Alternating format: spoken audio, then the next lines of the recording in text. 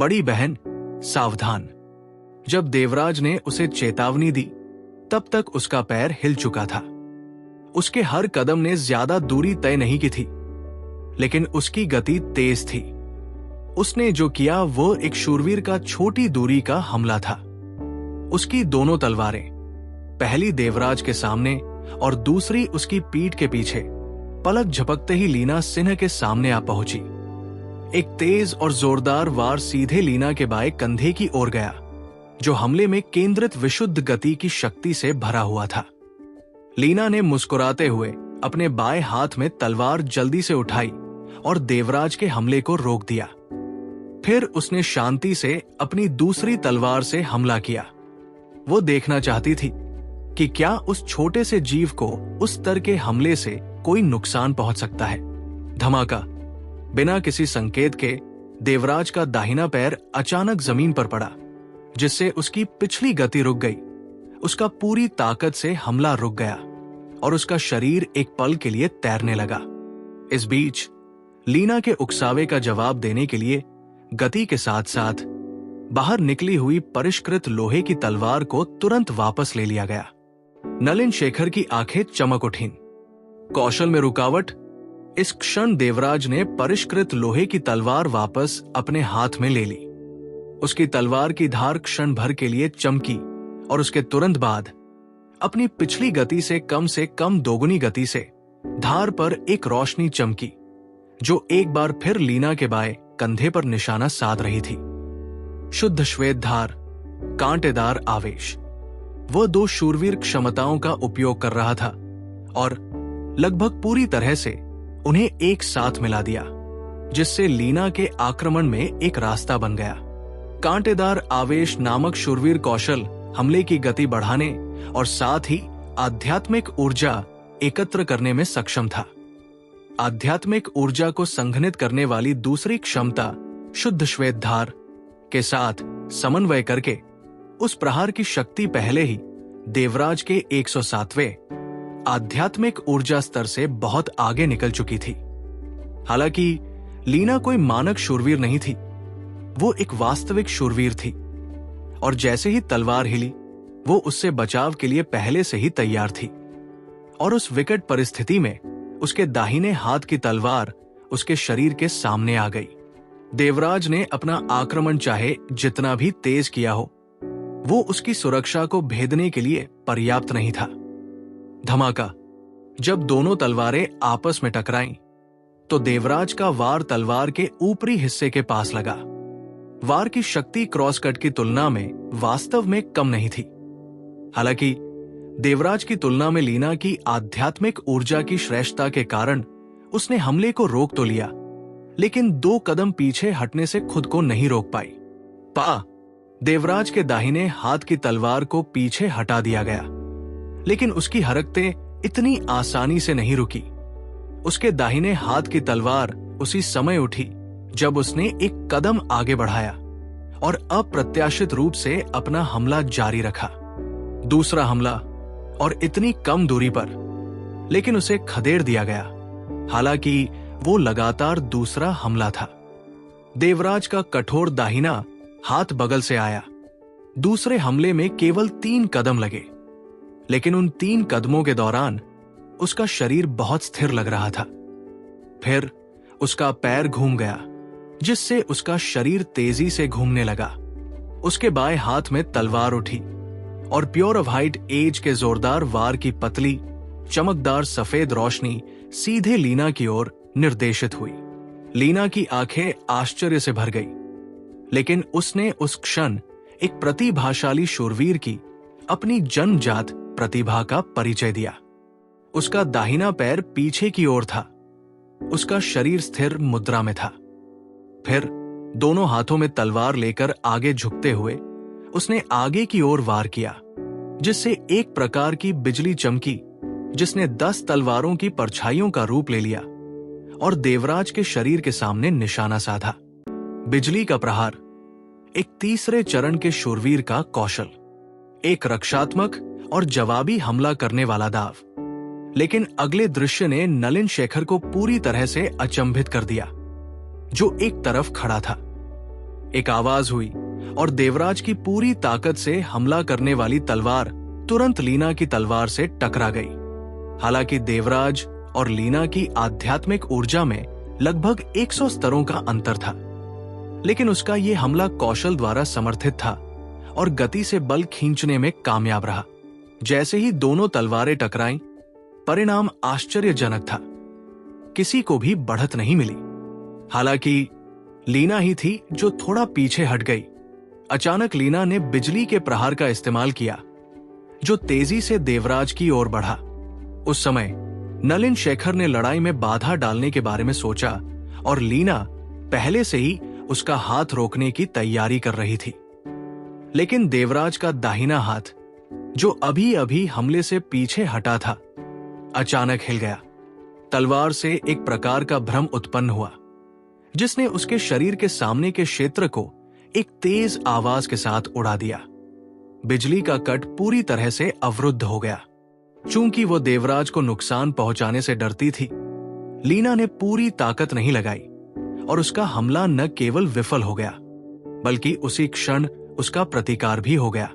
दोनों तलवारों को, एक क्षैतिज और एक लंबवत, चलाना शूरवीर कौशल इंस्टेंट ब्लास्ट क्रॉस कट का प्रतीक था।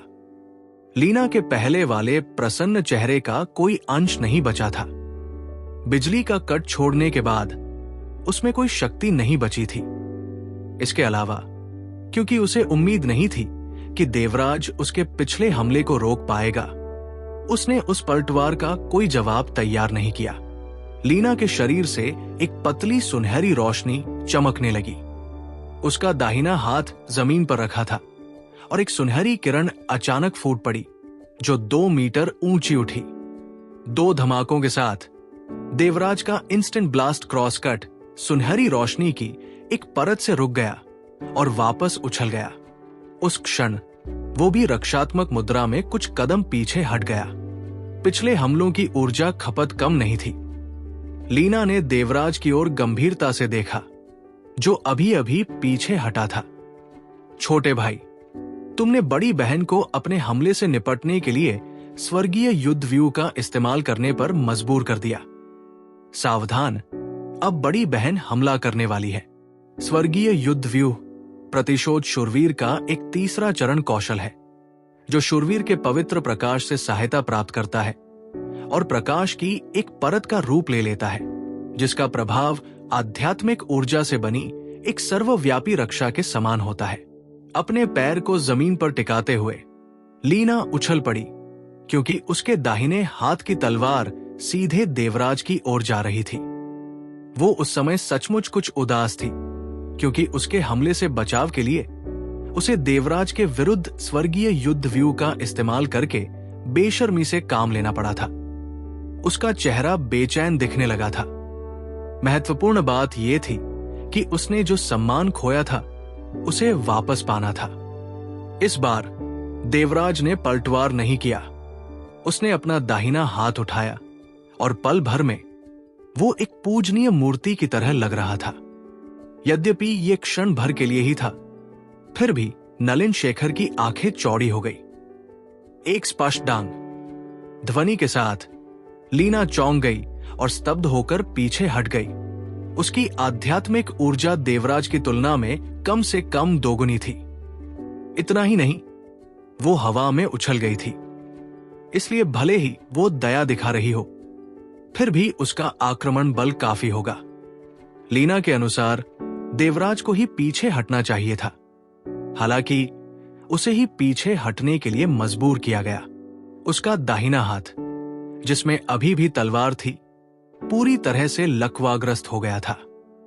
मैं हमला नहीं कर सकती, ये कैसे हो सकता है? लीना सिंह उदास भाव से घुटनों के बल गिर पड़ी। उनके चेहरे से साफ जाहिर था कि उन्हें देवराज की रक्षात्मक मुद्रा समझ नहीं आ रही थी। लीना को रुकते देख देवराज ने अपनी तलवारें म्यान में रख ली। लीना का उदास चेहरा देखकर वो शर्मिंदा हो गया। उसे समझ नहीं आ रहा था कि उस वक्त उसे क्या करना चाहिए। अंकल नलिन, जरा बताओ, ये सब क्या है? देवराज तो सिर्फ एक प्रथम श्रेणी का स्टैंडर्ड नाइट है, तो ये कैसे हो सकता है? वो मुझे कैसे पीछे हटा पाया? ऐसा कहते ही लीना ने नलिन शेखर के हैरान चेहरे पर भाव देखे। इस बार वही एक मूर्ति की तरह खड़ा था और स्तब्ध सा दिख रहा था। अंकल नलिन, आपको क्या हो गया है? लीना ने संदेह से भरे भाव से पूछा। दैवीय बाधा? देवराज, जल्दी से बताओ, क्या तुमने अभी जो प्रयोग किया वो दैवीय बाधा थी? नलिन शेखर कुछ कदम चलकर देवराज के सामने पहुंचा। उसकी आंखें अधीरता से भरी थी और भाव शून्य थे। लीना का वीर चेहरा तुरंत विस्मय से स्तब्ध रह गया। अंकल नलिन, क्या आप गलत नहीं? वो एक दीप्तिमान शूरवीर का दैवीय बाधा था? ये असंभव है, बिल्कुल असंभव। क्या केवल दीप्तिमान शूरवीर ही दैवीय बाधा का प्रयोग नहीं कर सकते? दीप्तिमान शूरवीर, इस व्रत का छठा चरण। दैवीय बाधा एक ऐसा कौशल था जो उनका ट्रेडमार्क था, और ये एक ऐसा कौशल भी था जो शूरवीर के शरीर में सबसे ज्यादा बदलाव लाने के लिए जाना जाता था। देवराज ने कुछ उलझन भरी नजर से जवाब दिया। मुझे नहीं पता कि दैवीय बाधा क्या होती है। गुरु ने मुझे सिर्फ इतना बताया था कि ये एक बाधा कौशल है। नलिन शेखर ने गहरी सांस ली, खुद को शांत किया और बुदबुदाया। बिल्कुल नहीं, ये निस्संदेह दिव्य अवरोध है। लीनू, मैंने दिव्य अवरोध केवल एक बार नहीं देखा। चाहे वे प्रतिशोधी शूरवीर हो या संरक्षक शूरवीर, एक बार दीप्तिमान शूरवीर के स्तर पर पहुंचकर वे सभी इस कौशल का अभ्यास करेंगे। अगर दिव्य अवरोध न होता तो देवराज तुम्हारे उस पहले हमले को रोक नहीं पाते। कोई आश्चर्य नहीं कि वरिष्ठ शौर्य उसे एक शूरवीर को युद्ध के लिए चुनौती देने देते। दिव्य अवरोध के साथ एक शूरवीर के हमलों को 15 मिनट तक झेलना असंभव नहीं है। दिव्य अवरोध की दहलीज निस्संदेह दीप्तिमान शूरवीर की श्रेणी है, लेकिन ये केवल हमारे शूरवीर मंदिर की दहलीज है। ये क्षमता के अध्ययन की दहलीज नहीं है। बशर्ते किसी के पास जन्मजात प्रतिभा, पर्याप्त क्षमता और आवश्यक प्रतिक्रिया गति हो, छठे चरण का शूरवीर उसे कोई भी क्षमता दे सकता है। लेकिन इसके लिए हमारे मंदिर के शूरवीर की अनुमति आवश्यक है। पहले एक महान शूरवीर था जिसने अपनी महान योग्यताओं के कारण इस नियम को तोड़ने और उसे आगे बढ़ाने का अधिकार प्राप्त किया था। नलिन शेखर एक पृथ्वी शूरवीर है, इसलिए वो दिव्य अवरोध कौशल के संबंध में लीना से कहीं अधिक जानता है, लेकिन इस वजह से वो और भी अधिक विचलित हो गया। दिव्य अवरोध एक ऐसा कौशल है जिसका वर्णन आसानी से किया जा सकता है। ये व्यक्ति को क्षण भर के लिए अपनी रक्षा शक्ति को पूरी तरह से बदलने में सक्षम बनाता है। सरल शब्दों में, ये व्यक्ति की रक्षा शक्ति को लोहे की चट्टान की तरह बना देता है, ताकि केवल वही हमले उसे भेद सके जो कौशल की रक्षात्मक शक्ति से अधिक हो। हालांकि अगर आक्रमण करते समय लोहे की चट्टान के समान आयतन और कठोरता वाले हथियारों का इस्तेमाल किया जाए, तो ये इस रक्षा शक्ति को भेद नहीं सकता। दैवीय अवरोध लोहे के अयस्क को लोहे की छड़ में बदलने की प्रक्रिया के समान है। इसे समझाना आसान है, लेकिन करना बेहद मुश्किल है, क्योंकि इसके लिए बहुत प्रतिभा की जरूरत होती है।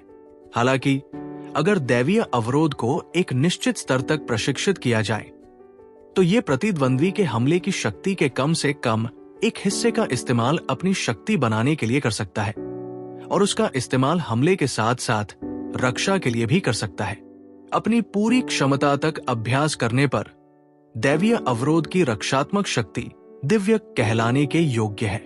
दैवीय अवरोध की रक्षा शक्ति को भेदने के लिए दैवीय अवरोध का उपयोग करने वाले की तुलना में कम से कम 3 गुना आध्यात्मिक शक्ति होनी चाहिए। नलिन गुरु, क्या हम मान सकते हैं कि मैंने परीक्षा पास कर ली है? देवराज को समझ नहीं आया कि उसके सामने बैठे दोनों लोगों को किस बात ने चौंका दिया, और उसने बस पूछ लिया, जाहिर है तुम पास हो गए। थोड़ा रुको, मुझे वो चीज ढूंढनी है जो सीनियर शौर्य तुमसे वापस लाने को कह रहे थे। नलिन शेखर मुड़े और चले गए, लेकिन अभी तक उनके शांत होने के कोई संकेत नहीं दिख रहे थे। लीना ने देवराज को ऐसे देखा जैसे वो कोई राक्षस हो। छोटे भाई, बताओ, ये कौन सा हुनर था जिससे तुमने मेरे बिजली के वार को रोका? देवराज ने सिर हिलाया और जवाब दिया, नहीं नहीं, मैंने तो सिर्फ शारीरिक बल का इस्तेमाल किया था। तुमने सिर्फ अपनी शारीरिक शक्ति से मेरे बिजली के वार को तोड़ दिया। लीना अपनी आवाज ऊंची किए बिना नहीं रह सकी। स्वाभाविक रूप से उसे पता नहीं था कि देवराज का वार बहुत बढ़ गया था। पिछले 1 साल में उल्लू चिंटी के तहखाने में मिली यातना बेकार नहीं गई। इसके अलावा उसने गर्म पानी के झरने में भीगकर अपनी आध्यात्मिक ऊर्जा के 12 मानक बढ़ाए और उसकी अशुद्धियां दूर हुई। उस साल का अभ्यास एक सामान्य व्यक्ति के कम से कम 3 साल के अभ्यास के बराबर था। थोड़ी देर बाद नलिन शेखर वापस आए और देवराज को 2 चीजें दी। एक गोलाकार बिल्ला जिस पर तलवार और ढाल खुदी हुई थी, और एक सुनहरे पीले रंग का अंडे के आकार का रत्न। ये आपका मानक शूरवीर का प्रतीक चिन्ह है। इस पर एक तारा है जो इस बात का प्रतीक है कि आप प्रथम स्थान पर हैं। जब सभी तारे लग जाएंगे तो आप एक बार फिर परीक्षा दे पाएंगे। ये जागृति रत्न वरिष्ठ शौर्य ने आपको वापस लाने के लिए कहा है। इसे संभाल कर रखना। धन्यवाद। ये दोनों चीजें पाकर देवराज ने नलिन शेखर को आदरपूर्वक प्रणाम किया। नलिन शेखर ने पूछा, क्या मैं लीनू को सूरजगढ़ हॉल से आपके साथ ले जाऊं? देवराज ने सिर हिलाते हुए उत्तर दिया, नहीं, गुरु ने मुझे एक और काम दिया है, मुझे जल्दी करना चाहिए। नलिन शेखर ने जिद नहीं की और लीना से कहा कि वो उसे सीधे प्रवेश द्वार पर भेज दे। लीनू बड़ी बहन, मैं साहसी संघ में कैसे जा सकता हूं? देवराज ने जाने से ठीक पहले लीना से पूछा। लीना ने जवाब दिया, एडवेंचरर्स गिल्ड यहां से ज्यादा दूर नहीं है। देखो, आगे जाओ और फिर दाई ओर मुड़ो। लगभग 1 किलोमीटर बाद एक चौराहा आएगा जहां तुम्हें बाएं मुड़ना चाहिए।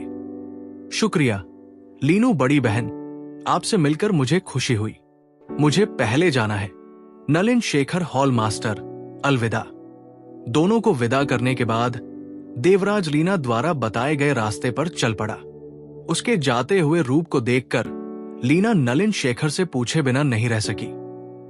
अंकल नलिन, ये छोटा सा लड़का कहां से आया है? हमारे नाइट मंदिर में इसकी उम्र का कोई और ऐसा असाधारण प्रतिभाशाली व्यक्ति मिलना असंभव है। और इसने दिव्य अवरोध कैसे सीखा? इसका गुरु कैसा व्यक्ति है? नलिन शेखर ने आह भरी, सिर हिलाया और उत्तर दिया, मैं अभी आपको ये नहीं बता सकता। आपको बस इतना जानना है कि उसने दिव्य अवरोध सीख लिया है जो हमारे मंदिर के नियमों के अनुसार है। निकट भविष्य में मुझे उम्मीद है कि यह अकल्पनीय होगा कि हमारा सूरजगढ़ हॉल गुमनाम रहे। लीनू, क्या तुमने देखा, तुम इस दुनिया में अकेली प्रतिभाशाली नहीं हो। तुम्हें गंभीरता से अभ्यास करना होगा, वरना तुम 4 साल में एलायंस के शिकारी पशु चयन में असफल हो जाओगी। लीना ने धीरे से सिर हिलाया। मुझे आश्चर्य है कि मैं इस खूबसूरत छोटे भाई को फिर कब देख पाऊंगी। नलिन शेखर ने मुस्कुराते हुए कहा, एक बात तो मैं आपको बता सकता हूं, 2 साल में वो वापस आ जाएगा। कम से कम वो गठबंधन के जादुई शिकार के दौरान तो रुकेगा ही। देवराज लीना के निर्देशानुसार आगे बढ़ा और जल्दी ही अपने दूसरे कार्य एडवेंचरर्स गिल्ड का स्थान ढूंढ लिया। इस स्थान की तुलना में देवराज का नाइट मंदिर काफी शांत था।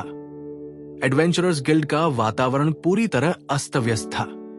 इस स्थान पर अनगिनत लोग आते जाते रहते थे और हर तरह के परिधान पहने लोग दिखाई देते थे। उसकी आंखें चमक उठीं। उसे वो स्थान मिल ही गया था जिसकी उसे तलाश थी। बाई और थोड़ी ही दूर एक काउंटर पर असाइनमेंट लिए जाते थे। संयोग से काउंटर पर कोई था। देवराज उसकी ओर बढ़ा और 20 साल की एक महिला को देखा। बड़ी बहन, मुझे एक कार्य प्राप्त करना है। काउंटर पर खड़ी युवती ने किसी ऐसे व्यक्ति को देखा जो काउंटर से बस एक सिर ही लंबा था। देवराज के सुंदर चेहरे ने उसका ध्यान भंग होने से नहीं रोका। हाँ, हमारा एडवेंचरर्स गिल्ड वाकई किसी को भी स्वीकार करता है। ये छोटी सी बच्ची भी किसी काम की तलाश में दौड़ी। ये वाकई मजेदार है। पास से एक गंभीर आवाज गूंजी, देवराज ने अपना सिर घुमाया तो देखा कि एक हटे कटे घनी दाढ़ी वाला आदमी हंस रहा था और तिरस्कार से भरे चेहरे से उसे देख रहा था। देवराज ने भौहें चढ़ाई। उसे समझ नहीं आया कि उसे क्या हुआ है और उसने युवती से एक बार फिर पूछा, बड़ी बहन, मुझे एक काम चाहिए। काउंटर के पीछे खड़ा युवक उत्सुकता से भरा हुआ लग रहा था। छोटे भाई, तुम किस तरह का काम चाहते हो? देवराज को बोलने का मौका दिए बिना वो तेज आवाज फिर से गूंजी। क्या छोटे भाई? वो तो साफ तौर पर छोटी बहन है। छोटी बहन, ये अंकल तुम्हारे लिए कुछ बढ़िया लॉलीपॉप ले आए। इस असभ्य आदमी की बात सुनकर आसपास हंसी की लहर दौड़ गई। मुझे दूसरे चरण का काम मिलना है। सबसे अच्छा तो जादुई जानवरों को मारना होगा। देवराज की भौहें और भी तन गई, लेकिन लड़की का जवाब ज्यादा संतोषजनक नहीं था। उसने थोड़े अजीब लहजे में जवाब दिया, छोटे भाई, मुझे डर है कि यह नामुमकिन है। दूसरे चरण के काम के लिए तुम्हें दूसरे चरण में होना जरूरी है। तो जल्दी से घर जाकर अपनी मां का दूध पी लो। या फिर तुम्हें पता नहीं कि उसके पास अभी भी दूध बचा है या नहीं? अगर बचा है तो मुझे 2 घूंट पिला दोगे? तुम्हारे सुंदर रूप को देखकर लगता है कि तुम्हारी मां जरूर कोई बड़ी हस्ती होगी। अगर तुम्हारी कोई बड़ी बहन भी होती तो और भी अच्छा होता। आवाज वही थी। ये बात दोबारा सुनकर देवराज के चेहरे पर अचानक ठंडक छा गई। काउंटर के पीछे खड़ी लड़की ने धीमी आवाज में उससे कहा, छोटे भाई, जल्दी करो और जाओ। ये ऐसी जगह नहीं है जहां तुम्हें होना चाहिए। इन पर ध्यान मत दो। ये दुस्साहसी लोग खून के प्यासे होते हैं। अक्सर दिखाते हैं कि वे कोई गलत काम नहीं कर रहे हैं, लेकिन उन्हें तुम्हारा कुछ भी बुरा नहीं करना चाहिए। आखिरकार हम भी इसी गिरोह में हैं। ये कहते ही लड़की को अचानक एहसास हुआ कि उसके सामने खड़े युवक की नजरें साफ और दृढ़ थी। तुम्हें मेरी मां का अपमान नहीं करना चाहिए। ये कहते हुए देवराज ने अपनी छाती से कुछ निकाला और लड़की को थमा दिया और फिर मुंह फेर लिया। 10 साल के देवराज की लंबाई इस हटे कटे आदमी के पेट जितनी भी नहीं थी, लेकिन उसके कदम बहुत स्थिर थे। हु जल्दी से सब लोग देखो, ये नन्ही सी बच्ची अभी भी गुस्से में है। छी छी, इन खूबसूरत गालों को देखो, ये नाजुक रोता हुआ चेहरा। भले ही अभी ये छोटी सी बच्ची है, लेकिन वेश्यालय भेजे जाने के बाद ये वहां एक अव्वल दर्जे की लड़की बन जाएगी। उस आदमी के हाथों में धारदार कुल्हाड़ियां थी, जिन्हें उसने जमीन पर मारा, जिससे देवराज को एक चंचल नजर मिली। उसका शरीर एक कुल्हाड़ी पर टिका हुआ था। देवराज आगे बढ़ा और उस आदमी के सामने 3.3 मीटर आगे आ गया। उसका चेहरा शांत था और उसकी पीठ बिल्कुल सीधी थी। उसने अपने बाएं हाथ को मुट्ठी में बांधा, उसे अपनी छाती के दाहिनी ओर रखकर शूरवीर की सलामी दी। अगले ही पल उसने एक सफेद दस्ताना निकाला और उसे दूसरे पक्ष पर फेंक दिया। साथ ही अपनी पीठ से तलवारों का जोड़ा भी निकाल लिया। तलवारों की नोक नीचे की ओर थी। धीमी आवाज में कहा, अगर तुमने मेरी मां का अपमान करने की हिम्मत की तो मैं देवराज नाइट एलायंस के नियमों के अनुसार अपना दस्ताना नीचे फेंककर तुम्हें चुनौती देता हूं।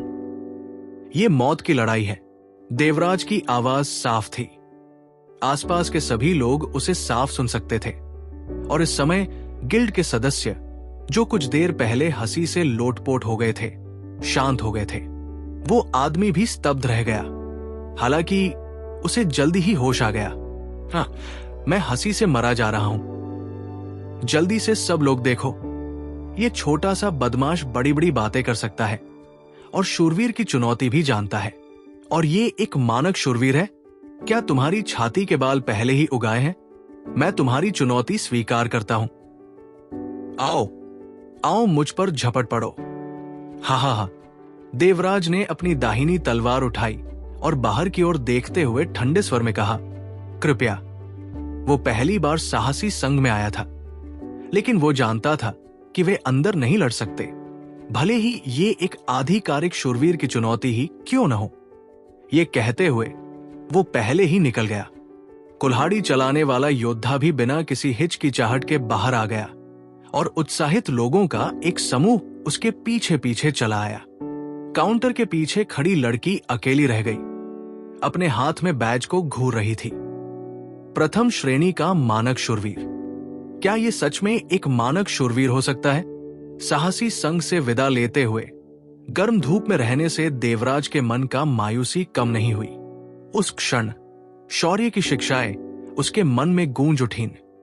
तुम्हें अपने शत्रु से कुछ कहने की जरूरत नहीं है। अपने हाथ में तलवार और अपने शत्रु के खून से अपनी शर्म धो लो। कुल्हाड़ीधारी व्यक्ति भी चला गया, अपने कंधों पर धारदार कुल्हाड़ियों का जोड़ा लिए और देवराज की ओर उंगली उठाते हुए बोला, आओ नन्हे बदमाश, ये दादाजी तुम्हें सबक सिखाएंगे। तुम्हें पीटने के बाद मैं तुम्हें मारूंगा नहीं, मैं तुम्हें किसी वेश्यालय में बेच दूंगा और कुछ सोने के सिक्के कमाऊंगा। हंसी की गड़गड़ाहट के साथ देवराज आगे बढ़ा। आक्रमण करते हुए उसके तेज कदमों की गूंज सुनाई दी और एक झटके में देवराज ने अपनी गति चरम सीमा तक बढ़ा दी।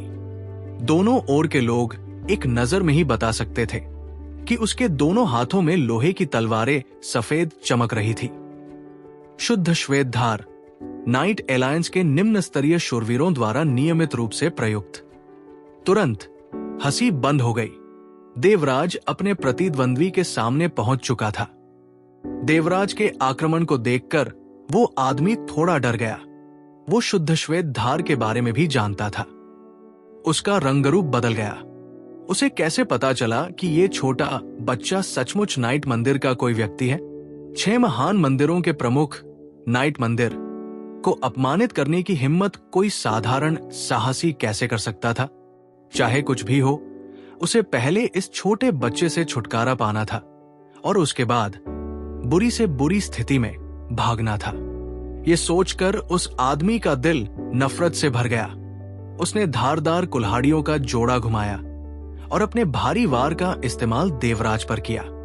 अपने पेशे के हिसाब से वो दूसरे दर्जे का, तीसरे दर्जे का योद्धा था। उसकी आध्यात्मिक ऊर्जा 120वें स्तर पर थी। उसके पूरे जोर के वार उसके भारी हथियारों की मारक क्षमता का पूरा इस्तेमाल करते थे। हालांकि देवराज लगभग हर बार घर लौटते समय जादुई जानवरों से जूझ चुका था, इसलिए वो लड़ाई में कोई नौसिखिया नहीं था। इस समय उसने हमेशा की तरह अपना धैर्य बनाए रखा। उसने अपना दाहिना पैर जमीन पर पटका, उस कौशल का इस्तेमाल करके जिससे उसका वार टूट गया, ठीक वैसे ही जैसे उसने लीना का सामना करते समय किया था। लेकिन इस बार उसने इसे एक और कौशल से जोड़ दिया। दोनों तलवारें पकड़े हुए कुल्हाड़ियों के गिरने से ठीक पहले उसने एक दिव्य अवरोध पूरा किया। इसके लिए अविश्वसनीय सटीकता की आवश्यकता थी। अपनी मानसिक क्षमता के बिना, जो आम लोगों से बहुत अलग थी, देवराज इन कौशलों को आपस में जोड़ ही नहीं पाता। एक जोरदार चमकती हुई आवाज हुई और धारदार कुल्हाड़ियों का जोड़ा उन्नत तलवारों के जोड़े से उनकी निर्मम कटाई के दौरान टकराया। कई लोग अपनी आंखें बंद किए बिना नहीं रह सके। देवराज के शरीर और उस आदमी के शरीर के बीच का अंतर आखिरकार बहुत ज्यादा था। कई लोगों के नजरिए से उसे हमले को रोकना चाहिए था, क्योंकि उसके पास और कोई विकल्प नहीं था। इतने छोटे लड़के में कितनी आध्यात्मिक ऊर्जा हो सकती है? इसके अलावा heavy chop pure of height age के समान था, क्योंकि इससे हमले की शक्ति भी बढ़ जाती थी। लेकिन यह भारी हथियारों का इस्तेमाल करने वालों के लिए एक कौशल था। हालांकि देवराज के हाथ में परिष्कृत लोहे की तलवार नहीं टूटी।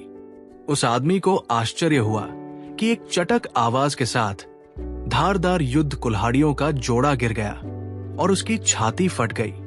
देवराज का दिव्य अवरोध लीना जैसे तीसरे चरण के शूरवीर द्वारा तोड़ा नहीं जा सका, तो ये दूसरे चरण का योद्धा उसे कैसे तोड़ सकता था? ऐसा लग रहा था जैसे देवराज के शरीर पर एक हल्की सी रोशनी पड़ गई हो, क्योंकि उसके हाथों में एक दूसरे पर चढ़ी तलवारों ने इस पल का फायदा उठाकर एक इंस्टेंट ब्लास्ट क्रॉस कर दागा। 2 फुफकार की आवाजों के साथ लोहे की तलवारों के जोड़े ने लोहित साई वर्मा के चमड़े के कवच को चीर डाला और चमड़े के कवच के पीछे हड्डियों के टूटने की आवाज सुनाई दी।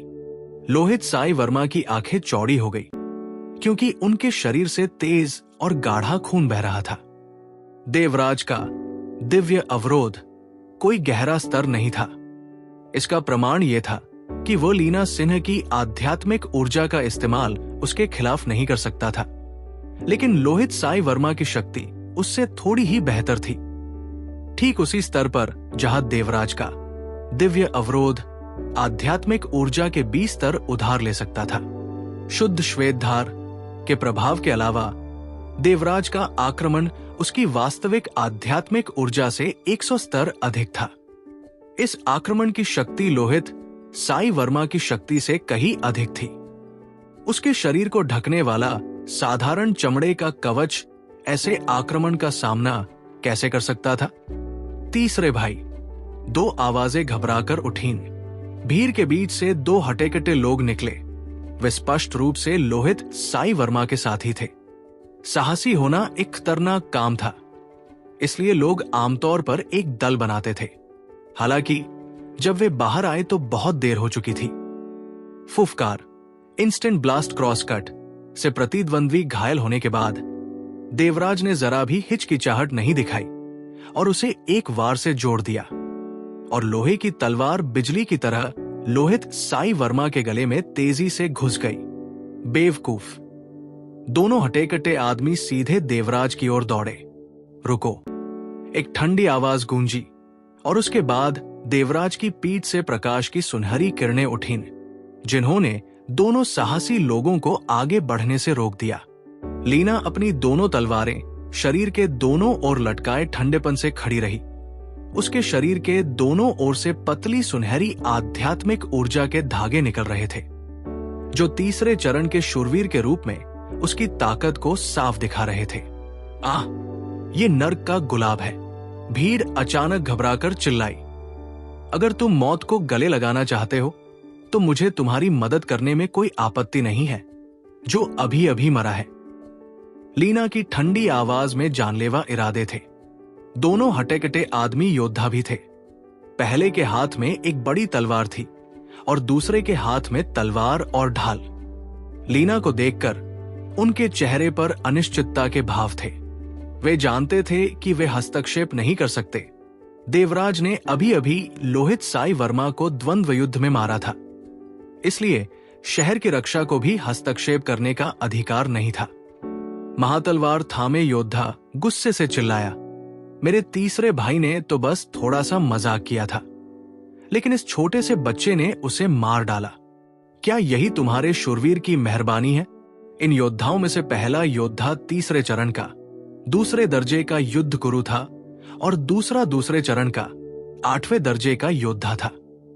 हालांकि दोनों मिलकर लीना से नहीं डरते थे, लेकिन वे उसका समर्थन करने वाले शूरवीर गठबंधन की अवहेलना भी नहीं कर सकते थे। लीना ने तिरस्कार से भरकर कहा, क्या तुम अंधे हो?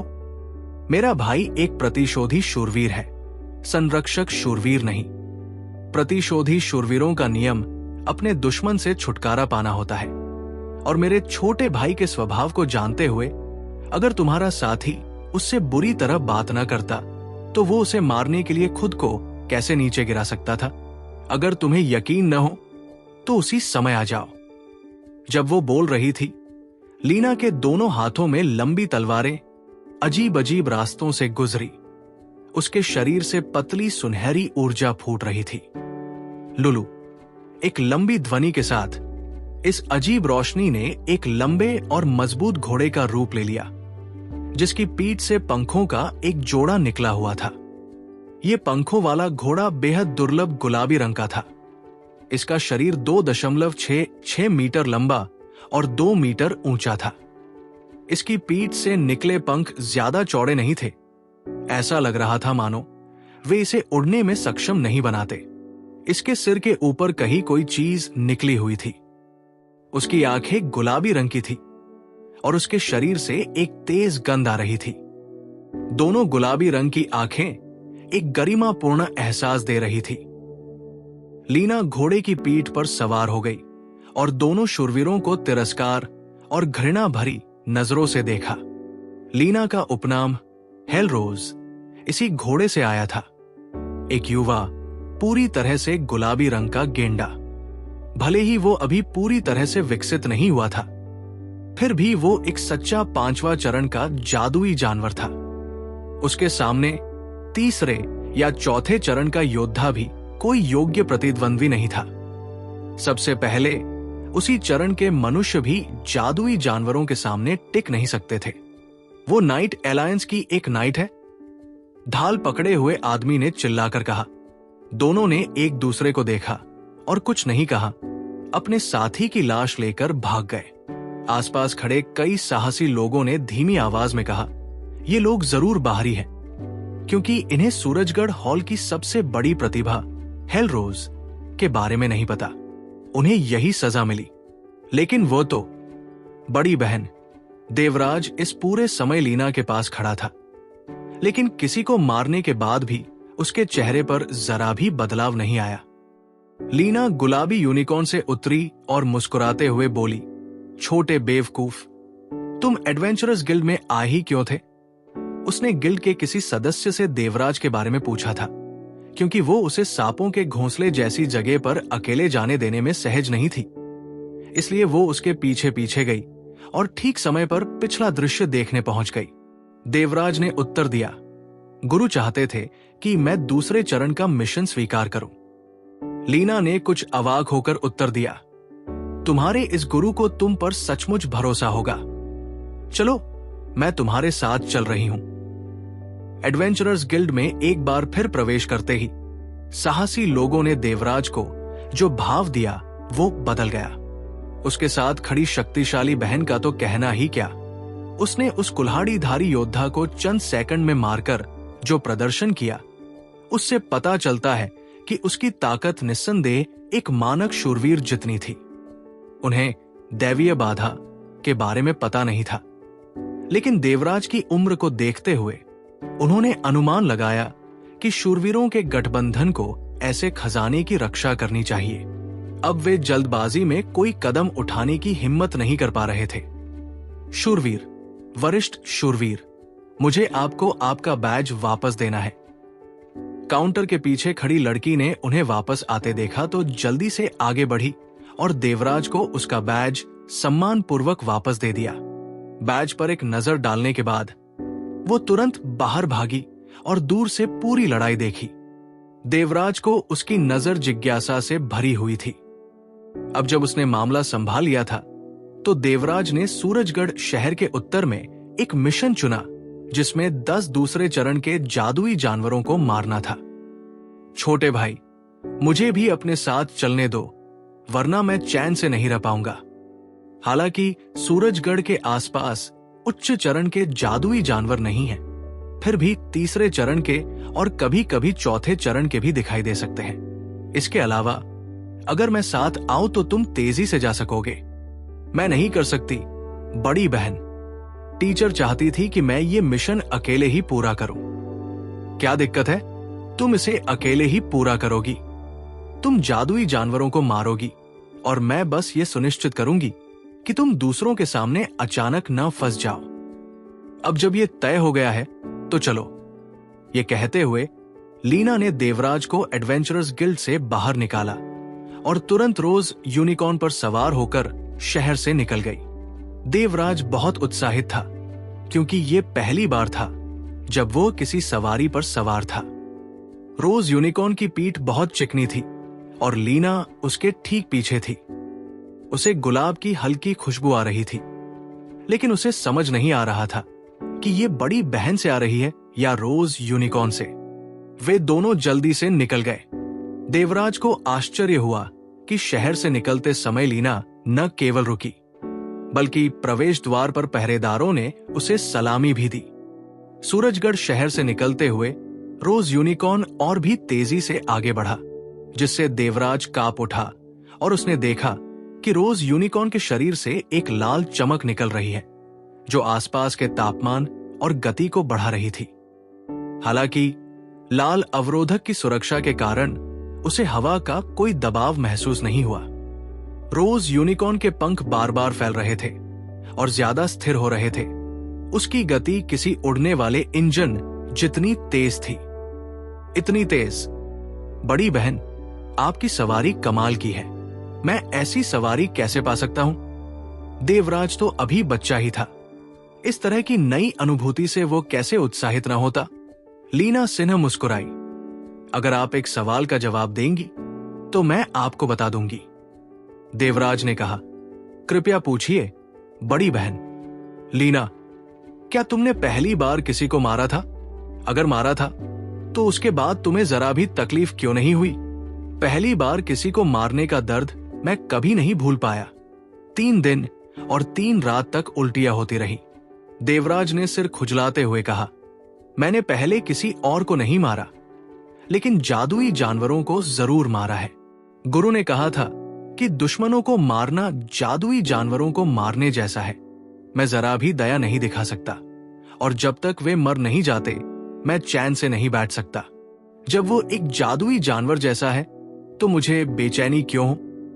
मैंने कई जादुई जानवरों को मारा है, और आखिरी वार करने के बाद मैंने उसकी शक्ल पर एक नजर भी नहीं डाली। दरअसल उसे खुद भी नहीं पता था कि उल्लू चिंटियों के तहखाने में मिली कड़ी ट्रेनिंग की वजह से अब इस तरह की स्थिति का उसका डर मिट गया था। लीना खुद को प्रतिक्रिया दिए बिना नहीं रह सकी। मुझे सच में नहीं पता कि उसका दिल बेहद नेक है या वह निर्दयी, लेकिन जैसा उसके गुरु ने कहा था, बुराई का पूरी तरह से नाश होना ही चाहिए। देवराज सचमुच इस गुलाबी गेंडा जैसी अच्छी सवारी पाने के लिए उत्सुक था, और उसने उत्सुकता से पूछा, तुम्हें ये गुलाबी गेंडा कैसे मिला? लीना ने जवाब दिया, जल्दबाजी मत करो। सच कहूं तो अगर मैं तुम्हें न भी बताऊं तो भी तुम्हें भविष्य में पता चल जाएगा, क्योंकि मेरी तरह तुम्हें भी एक उपयुक्त जादुई जानवर चुनने के लिए शूरवीरों के पवित्र पर्वत पर जाना होगा।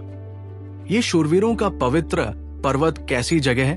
हमारे मंदिर गठबंधन में अधिकांश शूरवीरों को अपनी सवारी के लिए एक सवारी चुननी होती है या किसी जादुई जानवर को वश में करना होता है। लेकिन एक अपवाद है।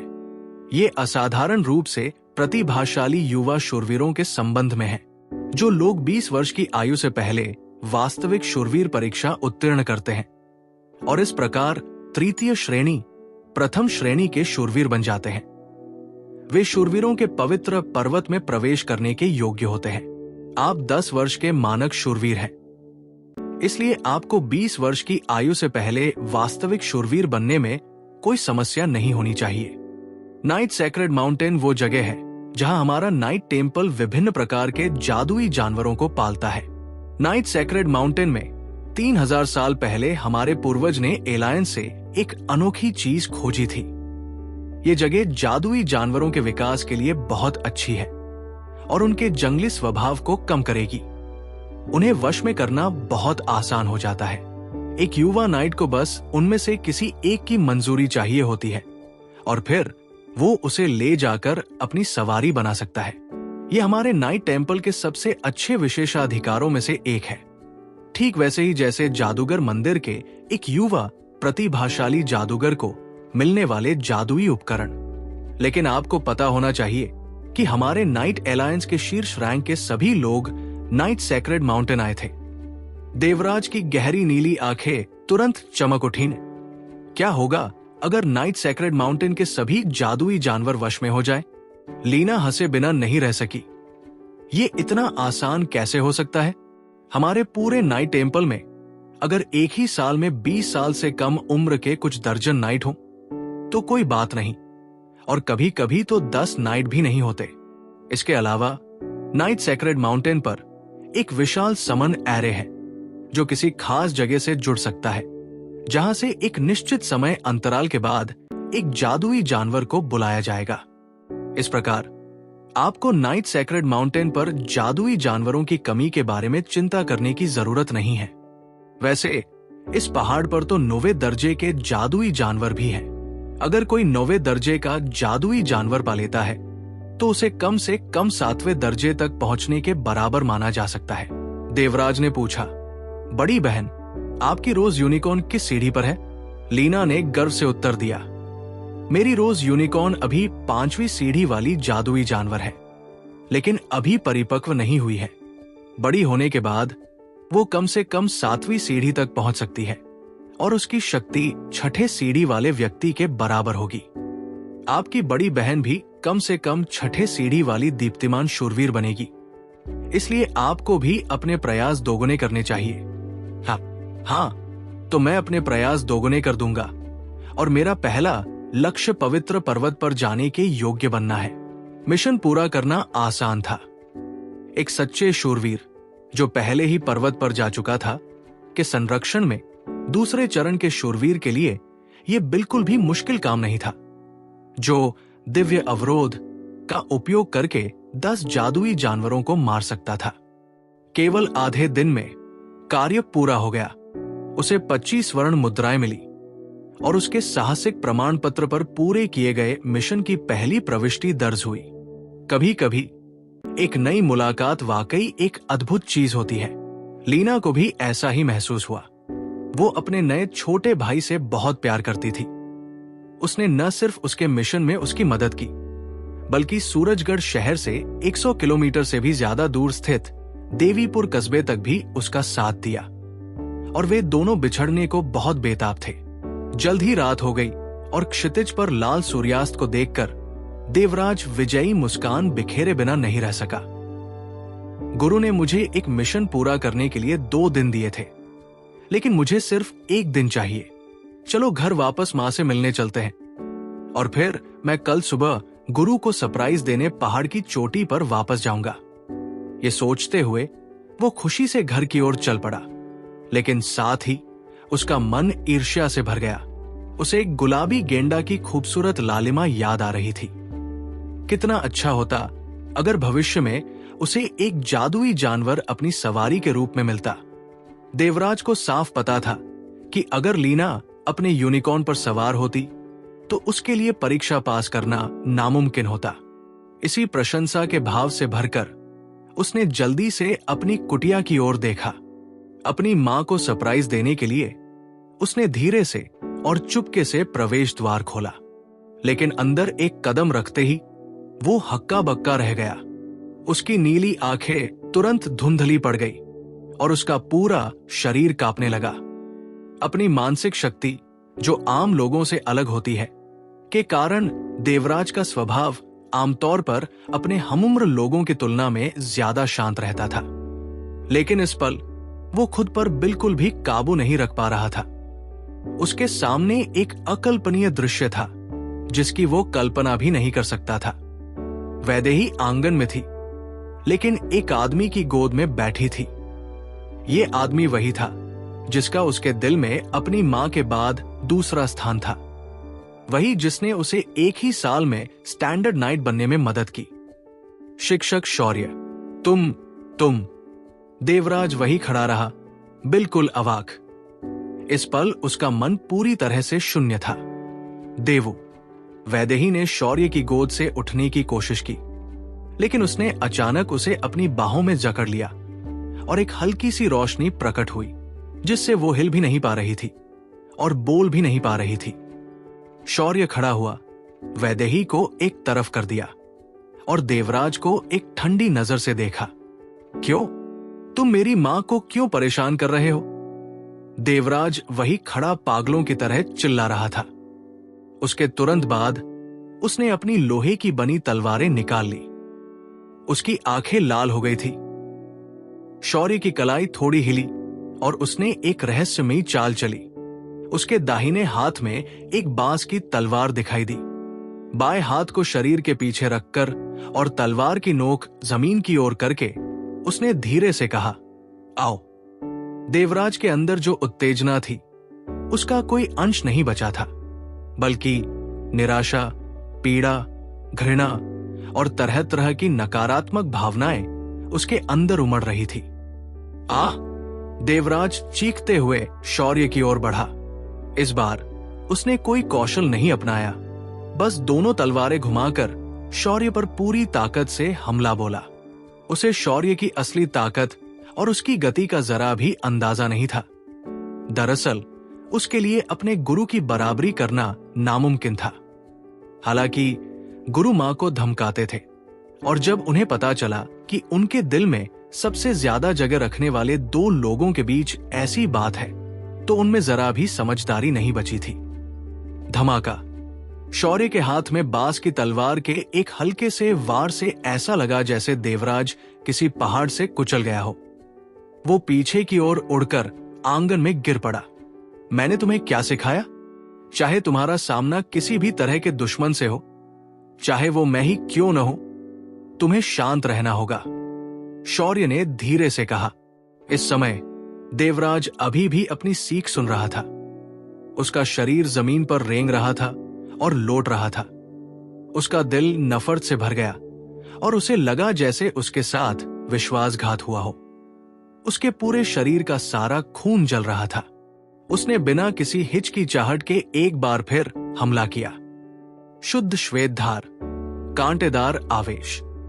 एक उन्नत आवेश का उपयोग करते हुए उसने अपना सबसे शक्तिशाली हमला किया।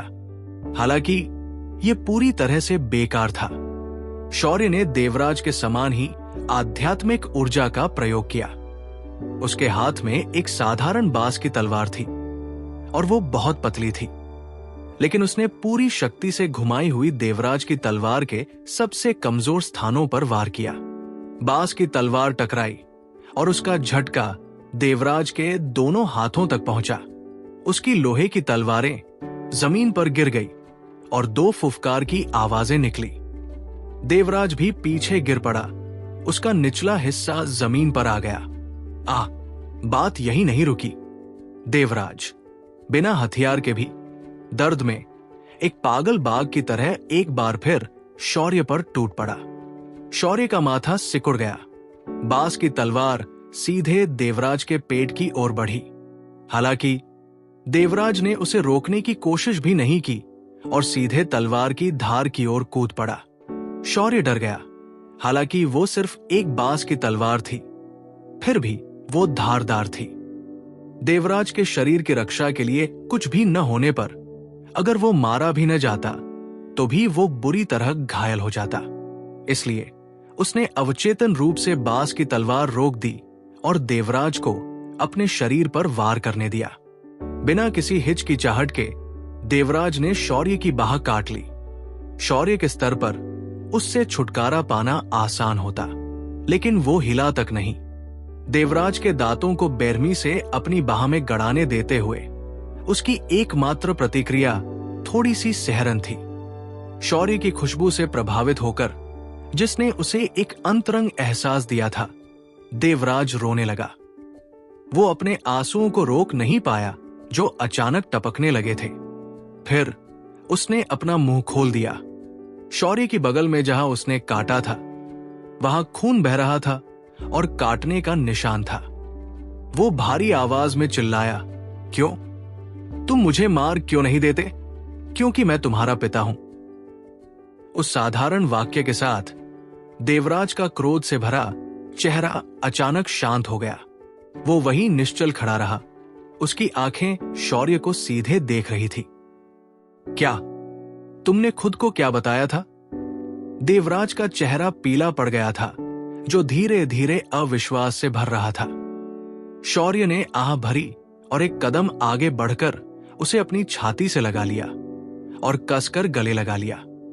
मैं तुम्हारा पिता हूं, वो पिता जिनसे तुम पहले कभी नहीं मिले। शौर्य मेरा नाम है, तुम्हें अपना उपनाम मुझसे मिला है। हम दोनों एक ही देव परिवार से हैं। ये शब्द कहने के बाद उसके हाथ से एक सफेद रोशनी निकली, जिससे वैदेही के शरीर पर से बंधन खुल गया। वैदेही तेजी से उनकी ओर दौड़ी, देवराज को शौर्य की गोद से खींचकर उसे घूरते हुए बोली, क्या तुम पागल हो? तुमने तो मुझे मौत के घाट उतार दिया। शौर्य हंसा। मैं तो बस हर परिस्थिति में लड़ाई के दौरान देवराज के शांत रहने की क्षमता को परखना चाहता था, लेकिन मैंने जो देखा उससे तो तुम ही उसकी सबसे बड़ी कमजोरी हो। मां, क्या वो सच में है? बस इसी पल देवराज ने प्रतिक्रिया दी। उसकी सारी नकारात्मक भावनाएं सदमे में बदल गई और उसने अपनी मां को हैरानी भरी नजरों से देखा। वैदेही ने धीरे से सिर हिलाया। माफ करना देवो, मां ने तुम्हें अब तक नहीं बताया, लेकिन 1 साल पहले तुम्हारे पिता हमें मिल गए थे। उन्हें उम्मीद थी कि तुम भी उनके जैसे ही एक शक्तिशाली योद्धा बन सकोगे, इसलिए हमने तुमसे ये बात छिपाई कि वे वापस आ गए हैं। शौर्य ने सहमति जताते हुए सिर हिलाया। लगता है कि कोई कितनी भी योजना बना ले, जिंदगी आ ही जाती है। मुझे डर था कि जब तुम्हें पता चलेगा कि मैं तुम्हारा पिता हूं, तो तुम और मेहनत नहीं कर पाओगे और मैं तुम्हें अनुशासित नहीं कर पाऊंगा। देवराज ने अपनी मां को बेजान नजरों से देखा। उसके पिता ने जो शब्द कहे थे, वे उसके जीवन में सुनी सबसे अप्रत्याशित बातें थी। जब तक उसे याद है, उसके साथ सिर्फ उसकी मां ही थी। वैदेही ने अपने बेटे के सिर को प्यार से सहलाया। अपने आंसू नहीं रोक पा रही थी। माफ करना देवो, पहले तुम्हारी मां ने इस बारे में तुमसे कुछ नहीं कहा था। 10 साल पहले तुम्हारी मां के साथ एक बहुत ही दर्दनाक घटना घटी थी और उन्हें तुम्हारे पिता का सामना करना बिल्कुल नहीं आता था, इसलिए उन्हें अपना घर छोड़कर यहां आना पड़ा। उसी वक्त मुझे पता चला कि मैं पहले से ही तुम्हारे गर्भ में थी। अपने पिता को दोष मत दो, सब मेरी ही गलती है। उन्हें 9 साल तक बड़ी मुश्किल से हमारी तलाश करनी पड़ी। अगर तुम्हें किसी से नफरत करनी है तो मुझसे करो। शौर्य की आंखों में मां बेटे के लिए एक जटिल भाव था। जब उसने धीरे से कहा, वैदेही, ये सब खत्म हो चुका है, सारा दर्द अब जा चुका है, अब इन दर्दनाक यादों के बारे में मत सोचो, ठीक है? वैदेही ने सिर हिलाया। वो रो रही थी। पिछले साल मैंने तुमसे वादा किया था कि तुम्हारी खातिर, देवराज की खातिर, मैं उन असहनीय यादों से खुद को आजाद कर लूंगा। मैं अपना आगे का जीवन सिर्फ तुम दोनों के लिए समर्पित करूंगा। इन सालों में देवराज ने मेरी वजह से बहुत कुछ सहा होगा। सच कहूं तो मैं नहीं चाहता कि वो तुम्हारी तरह शूरवीर बने। मैं बस यही चाहता हूं कि वो सुरक्षित रहे। शौर्य ने भौहें चढ़ाई। उसकी आंखों में एक बार फिर एक जटिल भाव दिखाई दिया। अनजाने में उसने अपनी मुट्ठियां भींच ली, मानो वो किसी गहरे आंतरिक संघर्ष में हो। देवराज धीरे धीरे होश में आया और अपनी मां की तरफ, फिर अपने पिता की तरफ देखा। उसकी आंखों में एक उग्र भाव था। नहीं मां, मैं शूरवीर बनना चाहता हूं, एक दुर्जेय शूरवीर बनना चाहता हूं। शौर्य स्तब्ध रह गया। वो पहले सचमुच दुविधा में था। सोच रहा था कि क्या वो जो कर रहा है वो सही है। वो अच्छी तरह जानता था कि वैदेही और देवराज दोनों के लिए एक शांतिपूर्ण जीवन ही अब तक का सबसे अच्छा विकल्प होगा। शौर्य ने व्यंग्यात्मक मुस्कान के साथ कहा, क्या तुम मेरे जैसे एक गैर जिम्मेदार पिता को पहचान पाओगी? नहीं, तुम बिल्कुल भी जिम्मेदार नहीं हो। ये मेरी गलती है, सब कुछ मेरी गलती है। वैदेही के आंसू जो अभी अभी रुके थे, तुरंत बहने लगे। पिताजी, अपनी मां की गोद से छूटकर देवराज ने खुद को जोर से शौर्य की छाती पर फेंक दिया। इस पल उसे बस सच्ची खुशी का एहसास हो रहा था। वो तो बस एक बच्चा था, 10 साल का बच्चा। हालांकि उसने वैदेही से कभी ये बात नहीं कही, लेकिन जब भी वो देवीपुर कस्बे में उन छोटे बच्चों और उनके पिताओं को एक साथ देखता तो उसे ईर्ष्या क्यों न होती। लेकिन अब उसके पिता वापस आ गए थे। वे इतने सालों से अलग थे, लेकिन उसके पिता उन दूसरे बच्चों से भी ज्यादा शक्तिशाली थे। वो एक दुर्जेय शूरवीर थे। देवराज के दिल में सारा पुराना गुस्सा खुशी में बदल गया। ये चीख सुनकर शौर्य ने अपनी उत्तेजना नहीं दिखाई। वो बस भाव शून्य खड़ा रहा, फिर अपनी दृढ़ भुजाओं से अपनी पत्नी और बच्चे को आलिंगन में ले लिया। हालांकि न तो वैदेही और न ही देवराज ने इस पर ध्यान दिया। वर्तमान वो पहले जैसा ही संयमित लग रहा था। दिन भर की भागदौड़ के बाद और घर पहुंचकर दुख और खुशी दोनों का अनुभव करते हुए देवराज जल्दी सो गया। साल भर में ये पहली बार था जब उसने रात बैठे बैठे नहीं बल्कि गहरी नींद में बिताई। शौर्य ने वैदेही को अपने बेटे के पास गले लगाया। वैदेही, वैदेही ने धीरे से सिर हिलाया और अपनी दोनों आंखें बंद कर ली। तुम्हें ज्यादा कुछ कहने की जरूरत नहीं है। देवराज भी तुम्हारी तरह है, वो बस एक शांत और सुकून भरी जिंदगी नहीं जी सकता। तुम दोनों ऐसे ही पैदा हुए हो, बड़े बड़े विवाद पैदा करने की चाहत के साथ। उसने अपना फैसला कर लिया है, इसलिए मैं बस उसका साथ दे सकती हूं। मेरी बस एक ही इच्छा है, वो अच्छी जिंदगी जिए। चाहे तुम उसे कुछ भी सिखाओ, सबसे जरूरी बात उसकी रक्षा करना होगी, ठीक है? मैं तुमसे वादा करता हूं। शौर्य ने धीरे से सिर हिलाया और वैदेही के लंबे बालों को प्यार से सहलाया। अगली सुबह शौर्य वैदेही और देवराज दोनों को पहाड़ की चोटी पर ले गया। चूंकि उसकी पोल खुल चुकी थी, इसलिए उसके पास छिपाने के लिए कुछ बचा नहीं था। वैदेही देवराज के कमरे को साफ करने चली गई, जबकि शौर्य ने अपने बेटे को उसके सामने बुलाया। देवराज, हमारे रिश्ते को जानते हुए भी तुमने मेरी रीति रिवाजों को जारी रखना चुना, इसीलिए मैं पहले से भी ज्यादा सख्त रहूंगा। तुम्हारे पास अपना मन बदलने का एक आखिरी मौका है। देवराज ने बिना किसी हिचकिचाहट के जवाब दिया। पिताजी, मैं समझता हूं कि आप सिर्फ मेरे लिए सख्त हैं। इस बार जब मैं सूरजगढ़ नगर गया तो मुझे बहुत कुछ झेलना पड़ा। पिताजी, मुझे पूछना है, क्या आप एक दीप्तिमान शूरवीर से भी ऊंचे पद पर हैं? शौर्य एक कदम पीछे हट गया, एक पल के लिए स्थिर खड़ा रहा और अनिश्चित भाव से देखा, फिर देवराज के सामने अपना सिर झुका लिया। वाह, बहुत बढ़िया। देवराज उत्साह से उछल पड़ा। पिताजी, मैं भविष्य में आपके जैसा महान शूरवीर बनूंगा। शौर्य मुस्कुराया। तुम्हें कैसे पता कि तुम्हारे पिता एक महान शूरवीर हैं? देवराज ने जिद करते हुए कहा। ऐसा ही होगा। शौर्य ने आगे कहा, मैं समझ गया। भविष्य में तुम्हें पता चलेगा कि पिता का पराक्रम कितना महान है, लेकिन अगर तुम एक महान शूरवीर बनना चाहते हो तो तुम ढिलाई नहीं बरत सकते। आज के बाद तुम्हें उल्लुओं और चींटियों के तहखाने में जाने की जरूरत नहीं पड़ेगी। तुम्हें जो साधना करनी होगी वो पूरी तरह बदल जाएगी। मुझे जाने की जरूरत नहीं पड़ेगी। हालांकि वो 1 साल तक लगातार वहां गया था, फिर भी वो जगह बहुत अंधेरी थी।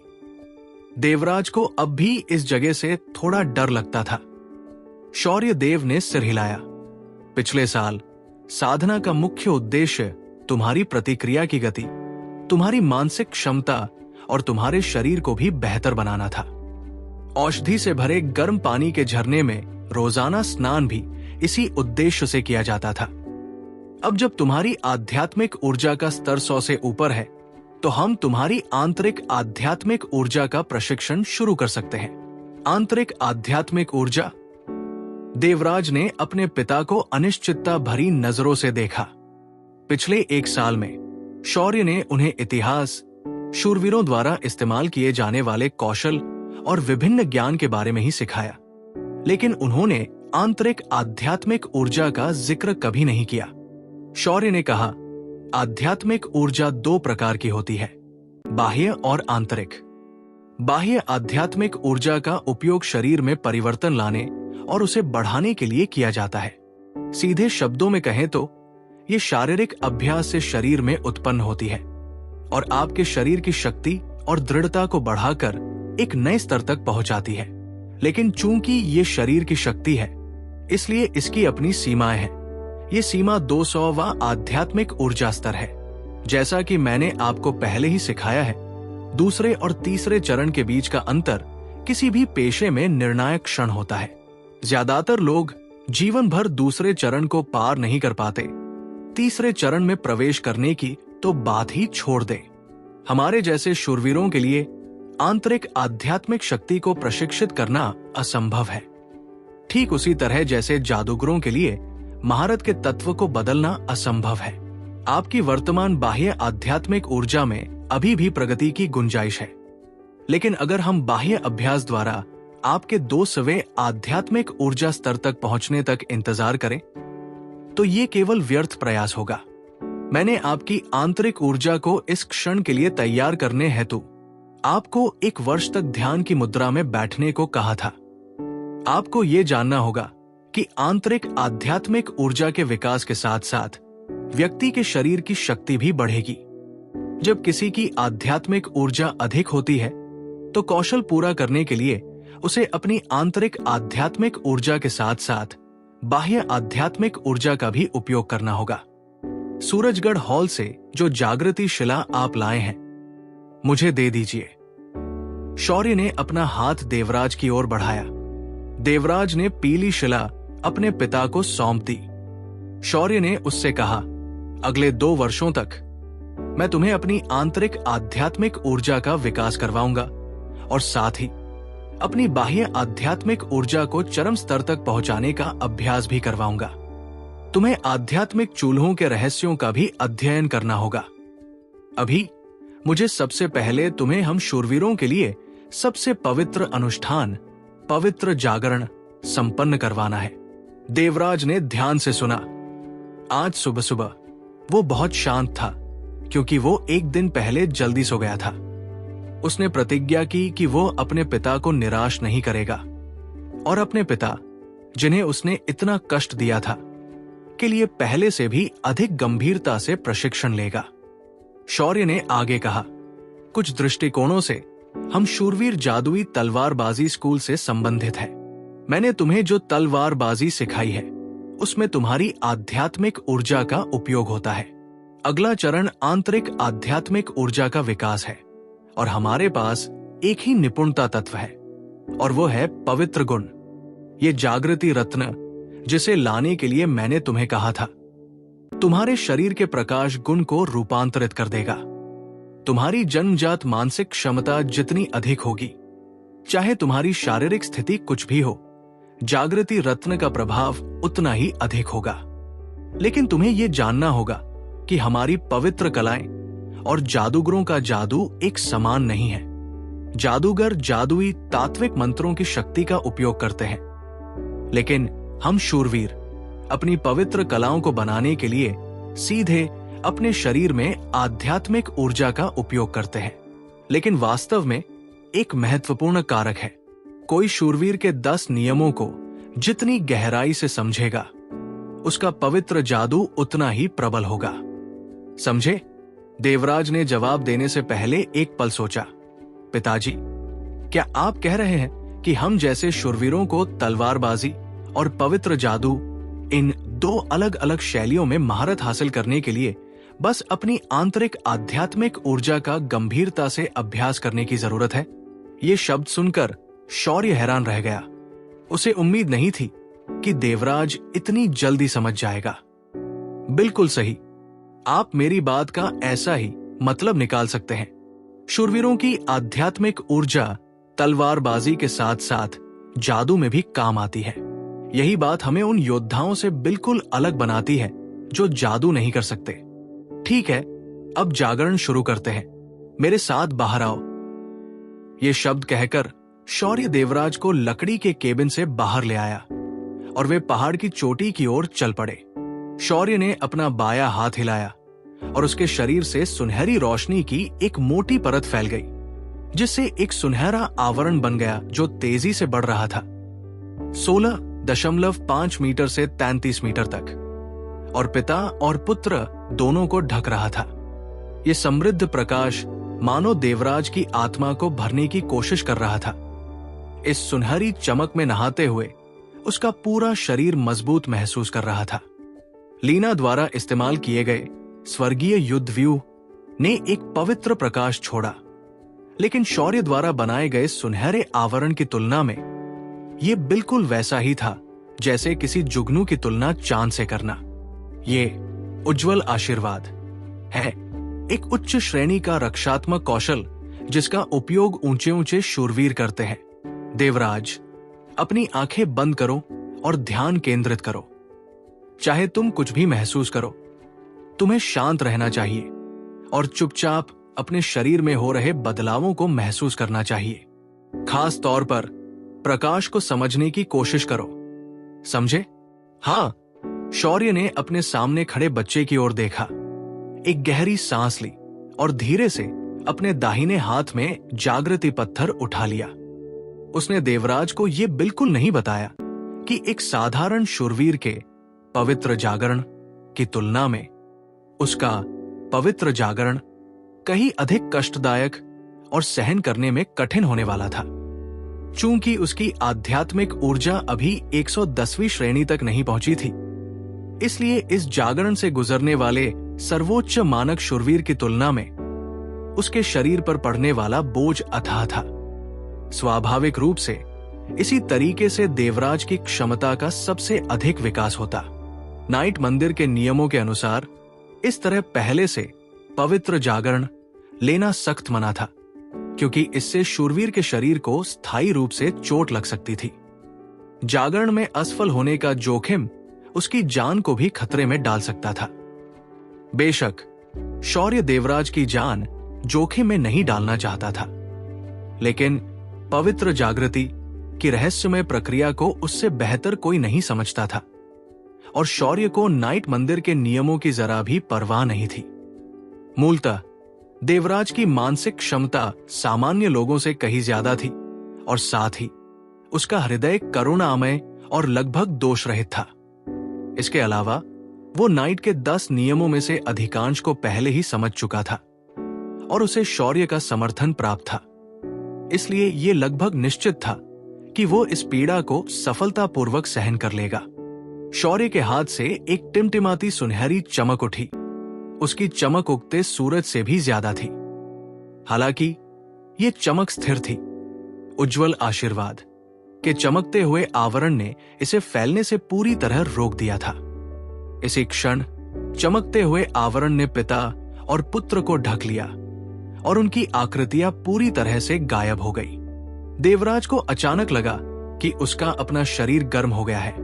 उसके शरीर का तापमान वास्तव में बढ़ रहा था, और उसे ऐसा लग रहा था जैसे उसके आंतरिक अंगों के बीच एक केंद्रक बन गया हो। फुटनोट: लेखक का रूपक। चूंकि ये बहुत गर्म होता है, इसलिए लेखक ने इस केंद्रक की तुलना सूर्य से की है। इस क्षण उसे स्पष्ट रूप से पता चला कि उसके अपने शरीर में अनगिनत नाड़ियां हैं, और ये सभी नाड़ियां उस नवगठित आंतरिक केंद्रक का ही विस्तार थी। आंखें बंद करके उसने एक चमकीला सुनहरा रंग देखा। ये उसके शरीर के अंदरूनी हिस्सों का सुनहरा रंग था। इस क्षण एक तेज दर्द उठा। देवराज के शरीर से एक पतली धूसर रंग की गैस तेजी से निकली, जो उस सुनहरी चमक में विलीन हो गई। ये उसके शरीर की आंतरिक अशुद्धियां थी। ये पवित्र जागृति शुद्धिकरण प्रभाव का एक परिणाम था। इस शुद्धिकरण के दौरान देवराज को लगा कि उसके शरीर में असंख्य तीखे बाण चुभ गए हैं। इस बीच ये झुलसाने वाली गर्मी की अनुभूति शुरुआत से भी ज्यादा तेज हो गई। पवित्र जागृति न केवल शूरवीर को अपनी आध्यात्मिक ऊर्जा को जादू से प्रयोग करने योग्य पवित्र प्रकाश में परिवर्तित करने में सक्षम बनाती है, साथ ही ये उसकी आत्मा और शरीर को भी शुद्ध करती है। इसलिए पवित्र जागृति से गुजरने वाले शूरवीरों ने शायद ही कभी अपनी मान्यताओं और विश्वासों के विरुद्ध कदम उठाए हों। देवराज का शरीर जोर जोर से कांप रहा था। अगर कोई देख पाता कि उज्जवल आशीर्वाद के अंदर क्या हो रहा था, तो उसे पता चलता कि उसी क्षण देवराज के पूरे शरीर के रोम छिद्रों से अंदर से खून बह रहा था। लेकिन ठीक इसी प्रक्रिया से उसकी छाती पर धीरे धीरे प्रकाश का एक सुनहरा घेरा प्रकट हुआ, और वो और भी प्रभावशाली होता जा रहा था।